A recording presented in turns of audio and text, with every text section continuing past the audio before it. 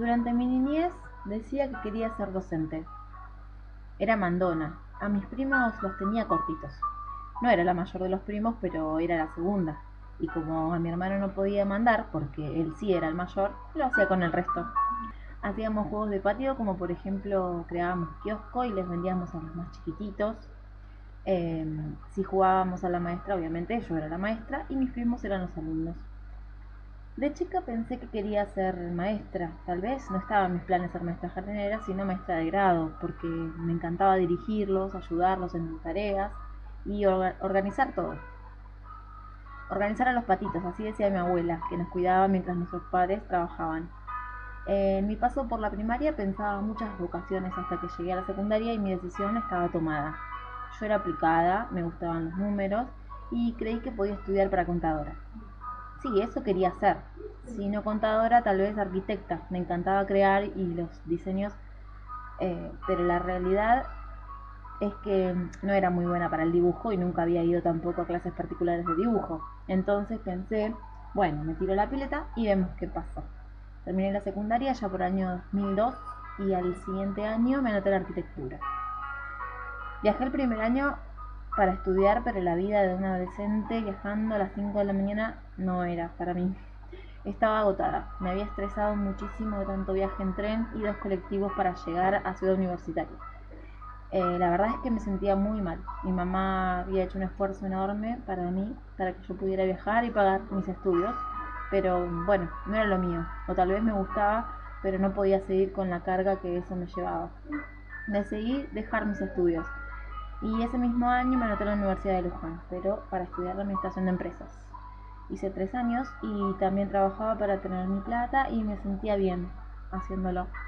Luego dejé la carrera porque tal vez no era lo que yo quería o de lo que yo quería trabajar. Y años más tarde conocí a quien hoy es mi marido, nos pusimos de novios y enseguida empezamos a proyectar una vida juntos. Compramos un terreno, arrancamos con una casa y decidimos tener un bebé. Nació Felipe, quien hoy tiene 12 años, y mi vida empezó a dedicarse a mi familia, mi hijo, mi marido. Mi idea de retomar los estudios siempre estuvieron, aunque un día diagnosticaron, cuando mi nena tenía 3 años, le diagnosticaron con autismo. El mundo se me cayó, pero en 2 días empezamos a buscar herramientas para ayudarlo. Armé una parte de mi casa como si fuera un jardín de infantes. Tenía pizarrón, colores, imágenes. Le hacía juguetes en casa como si fuera un jardín. Lo ayudaba en sus terapias y en la elaboración del material para que pudiera aprender. Hablando con ellas me decían que yo tenía alma de maestra jardinera.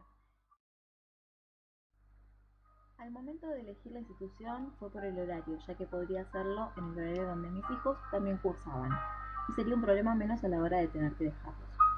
De chica era muy sarmiento, no faltaba nunca a la escuela, y hago lo mismo con mis hijos.